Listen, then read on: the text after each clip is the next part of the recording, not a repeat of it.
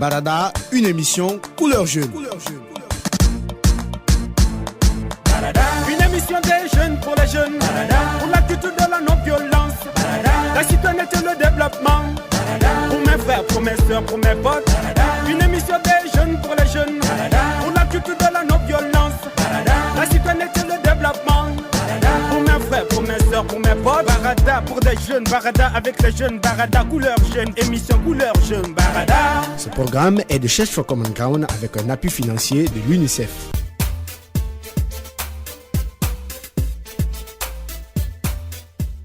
Amis jeunes, fidèles auditeurs, bienvenue à l'écoute de votre émission Barada. Aujourd'hui encore, on parle d'Ebola, cette épidémie qui continue de faire des victimes dans notre chère Guinée. Cependant, nos agents de santé publique et ceux de la Croix-Rouge se battent bec et ongle pour éradiquer cette maladie du pays. Nombreux sont les médecins qui ont même donné leur vie pour la lutte contre Ebola.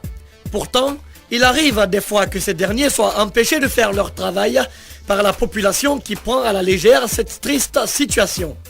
Certains jeunes vont jusqu'à troubler l'ordre public par des violences contre nature.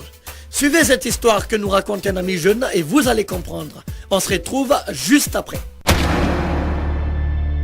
Je préfère garder l'anonymat. Juste quelque chose qui m'a frustré l'autre jour. Je vois les forces de l'ordre venir dans notre quartier et puis arrêter un imam avec la Croix-Rouge. Mais je me demande comment est-ce que les gens là sont en train de trier les gens pour venir prendre les gens comme des lapins. Ça ne doit pas se passer comme ça dans ce pays. C'est pourquoi j'ai mobilisé mon groupe. On a barricadé les routes, on a tout fait. On va leur montrer cette fois-ci de quoi nous sommes capables dans ce quartier. Parce que ces gens-là ne sont vraiment pas sérieux. Tout simplement parce qu'un imam a prié sur un corps soi-disant atteint d'Ebola. On est venu prendre l'imam et puis on laisse les membres de sa famille, tout ça, dire que le corps là, il est atteint d'Ebola. Moi je connaissais cette personne, plus d'une année cette personne là était malade, couchée dans son lit. Donc comment est-ce qu'on peut imaginer, comment est-ce qu'on peut dire que cette personne là est atteinte d'Ebola? C'est faux, c'est un mensonge ça. Donc on ne peut pas accepter cela. Pourquoi si il était atteint d'Ebola, mais il a eu quand même des contacts avec les membres de sa famille, mais on prend seulement l'imam, on l'envoie et puis ça s'arrête là. On ne sait pas comment ça se passe dans ce pays, mais ils vont nous trouver ici. Si les forces de l'ordre se hasardent de venir dans ce quartier là pour arrêter quelqu'un, on va leur montrer de quoi nous sommes capables, parce que on ne va pas laisser les choses passer comme ça dans le pays là. Il faut qu'on ait notre mot à dire. On en a marre. Si on revoit ici la Croix-Rouge, et on va leur montrer de quoi nous sommes capables, parce que tous leurs véhicules se transformeront en cendres.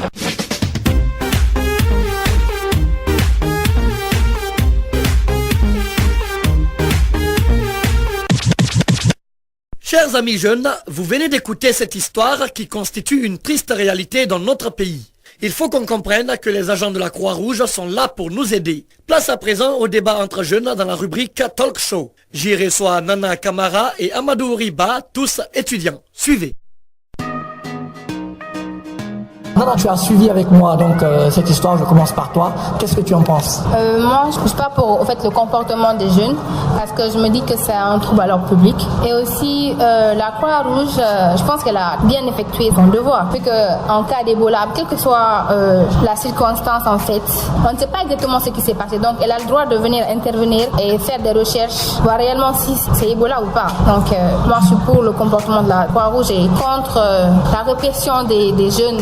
Et qu'est-ce que Ouri pense, lui, de cette histoire? Bon, pour commencer, je ne suis pas d'accord que Nana ici emprunte le mot trouble d'abord à l'ordre public. Je pense que ce n'est pas un trouble à l'ordre public. À partir du moment où ces jeunes-là sont en train de défendre ici leur imam. Et une fois ils ont quand même barricadé les rues qui sont d'ordre public. Écoutez, voici une fois de plus une chose qui met en jeu ici des vies en danger, des personnes. La Croix-Rouge ici est en manque d'informations. On ne peut pas venir ici descendre simplement et cueillir ici un imam pour le simple fait qu'il a participé à un enterrement. Il faudrait que d'abord les jeunes soient informés ici d'une descente de la Croix-Rouge et que la Croix-Rouge puisse effectivement prouver que cet imam-là a participé à un enterrement d'un corps qui était atteint d'Ebola. Et ce n'est pas le cas. C'est tout à fait anormal parce que c'est une personnalité hautement religieuse. Voilà, maintenant, quand même, tu dis ne pas être d'accord avec le comportement de ce jeune, notamment dans cette histoire, mais quand même, c'est un imam, c'est pas n'importe qui dans notre structure sociale. sociale en Afrique. Moi, je me dis que la plupart des jeunes qui ont fait cette rébellion, je dirais comme ça, ils sont plus axés sur le cadre social et religieux. Écoutez, voici une fois de plus. On va laisser Ouri aller quelque peu au bout de ses idées. Oui. Parce que déjà, il dit que les jeunes font un manque d'informations. Moi, je me dis que la Croix-Rouge est à la quête d'informations. Que comment elle peut savoir, elle peut voir un corps et dire que ouais, ce corps victime d'Ebola. Il faut qu'elle fasse des recherches en fait. C'est impératif qu'elle prenne la première personne qu'elle semble susceptible d'être proche du corps d'une personne qui a Ebola. Voilà, faire des analyses, afin d'éviter la dispersion de cette maladie. La Croix-Rouge, elle, quand elle est là, elle ne pense pas à la religion, elle ne pense pas au social. Ce qu'elle pense, c'est quoi? La sécurité. On dit zéro, Ebola zéro, c'est pas en combien de temps, en 30 jours. Je suis tout à fait d'accord.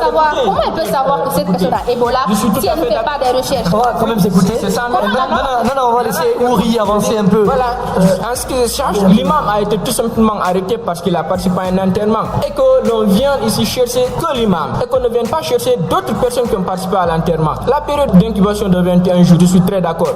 L'imam peut aller couper ici, je vais dire dans les geôles ici de la Croix-Rouge pendant 21 jours, alors qu'on est en train de laisser les vrais infectés de la maladie circuler et propager cette maladie. Et Ouri, tu attaques un peu à quelque sorte, excuse-moi de te couper la parole, le comportement de la Croix-Rouge, mais entre jeunes, est-ce que tu penses que c'est le rôle de la jeunesse de s'interposer lorsque la Croix-Rouge vient intervenir dans le cadre d'un cas suspect? Écoutez, à partir du moment où les jeunes ne sont pas informés de la descente de la Croix-Rouge par rapport à un fait bien précis, c'est très évident qu'avec la réticence d'Ebola aujourd'hui dans notre pays, que ces jeunes-là fassent quelque chose pour leur imam. Avant tout, d'abord, c'est leur imam. Alors, Ok, Nana, je reviens à toi. La Croix-Rouge est venue, selon l'histoire, arrêter l'imam avec quelques agents de force de sécurité. Est-ce que tu crois que c'est la méthode?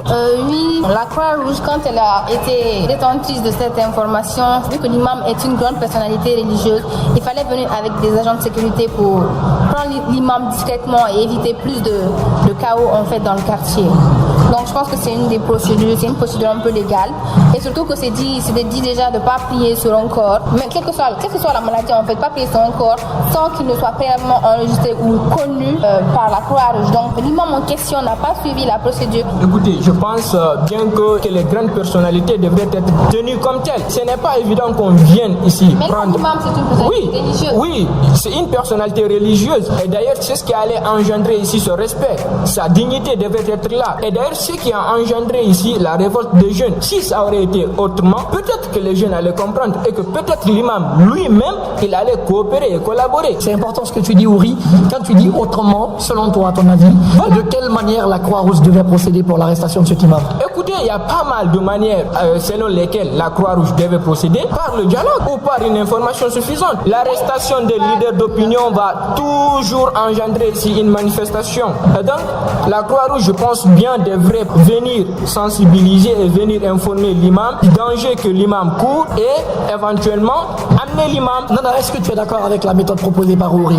Je suis pas d'accord parce que déjà quand on parle d'Ebola, tout le monde a peur. Est-ce que franchement en tant que citoyen, même si c'est toi, on te dit ouais la police vient ou genre il y a encore un militaire qui vient te prendre, on t'envoie pour Ebola. Tu auras peur toi-même t'enfuir si tu peux t'enfuir. Donc déjà l'imam ne même pas pu collaborer avec la Croix-Rouge, c'est carrément impossible. Mais même ces jeunes en fait, si on les avait proposé ce dilemme, ils n'auraient pas accepté. Moi je crois que c'est pas vraiment normal que les jeunes agissent de cette manière. Amis jeunes, vous venez de suivre le Talk Show. Place à présent à la troisième rubrique de cette émission Barada. Il s'agit, comme vous le savez, de l'avis de l'expert. Nous recevons aujourd'hui M. Baldé Abdourahmane, président du mouvement des jeunes pour la promotion de la paix et de la non-violence. Pour lui, la jeunesse doit arrêter les violences contre les agents de santé et s'impliquer massivement dans la lutte contre Ebola. Suivez.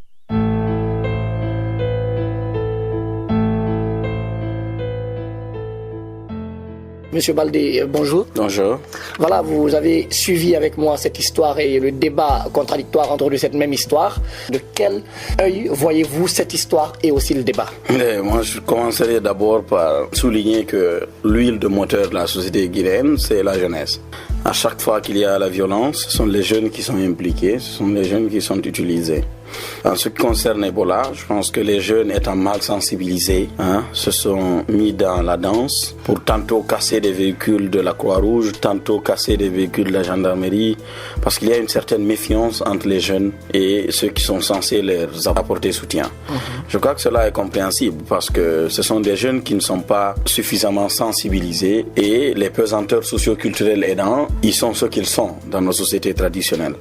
Pour ce cas précis, c'est un imam qui est concerné, qui a été arraché dans sa famille par la Croix-Rouge, c'est ce qui est à l'origine de la violence.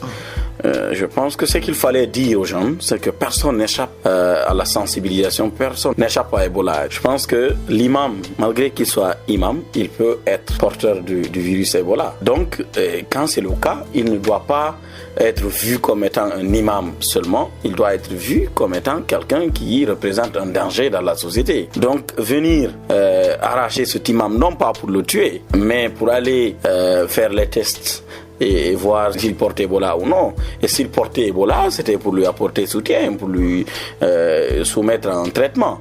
Je pense que les jeunes doivent comprendre cela et ne doivent pas user de la violence contre des gens qui viennent les aider.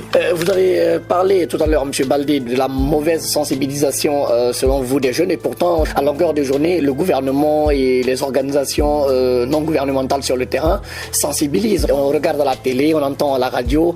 Selon vous, qu'est-ce qui a manqué dans cette vaste campagne de sensibilisation auprès des jeunes surtout? Voilà, je vais répondre à votre question par un cas précis. Nous, on a observé la méthode, l'approche utilisée pour la sensibilisation. On a vu qu'il y a beaucoup de jeunes Guinéens qui échappent à cette sensibilisation. Dès lors qu'elle est utilisée par médias interposés uniquement, c'est la radio, c'est la télévision, parce que je ne fais pas confiance à une sensibilisation venant d'un ministre, parce qu'il y a un écart, il y a une distance entre les gouvernants et les citoyens à la base dans notre société. Mais je sais qu'il vaut mieux utiliser les jeunes leaders dans les différentes localités, dans les communautés à la base, qui sont écoutés dans les matchs de football, dans les matchs de gala, dans les boîtes de nuit, dans les organisations de jeunesse, que d'utiliser une personnalité, même si la personnalité aussi elle a une importance, une catégorie sociale donnée. La télé n'est pas un moyen de sensibilisation efficace en Guinée parce qu'il y a un manque d'énergie. Donc ce que nous devons faire aujourd'hui, nous tous, vous et nous, c'est d'inviter les jeunes dans les quartiers, de ne pas stigmatiser la Croix-Rouge, de ne pas stigmatiser les équipes qui viennent leur porter soutien. Voilà, et en tant que leader d'un mouvement de jeunes, est-ce que, à votre avis, la jeunesse a une place de choix dans ce combat aujourd'hui contre Ebola? Et si oui, laquelle? Moi, je considère d'ailleurs que c'est à la jeunesse de lutter contre Ebola. C'est la jeunesse, d'abord, le pourcentage le plus élevé dans la part de la distribution de la population guinéenne. Et que le débat soit politique, économique, social ou sanitaire, ce sont des jeunes qui sont directement concernés. Ce sont ces jeunes-là qu'il faut vraiment utiliser pour sensibiliser contre Ebola. Mais je suis un peu surpris lorsque des jeunes censés collaborer, censés coopérer avec ceux qui viennent aider, prennent une position vraiment non souhaitée contre les équipes qui sont venues les aider.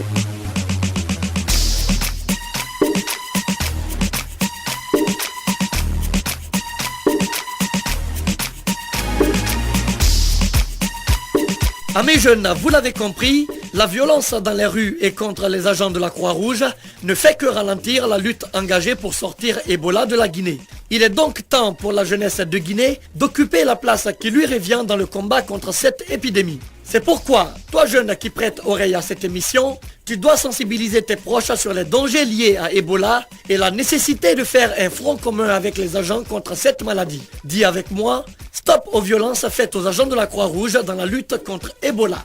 Ainsi prend fin cette émission. On se retrouve la semaine prochaine pour un autre numéro. D'ici là, El Proximo.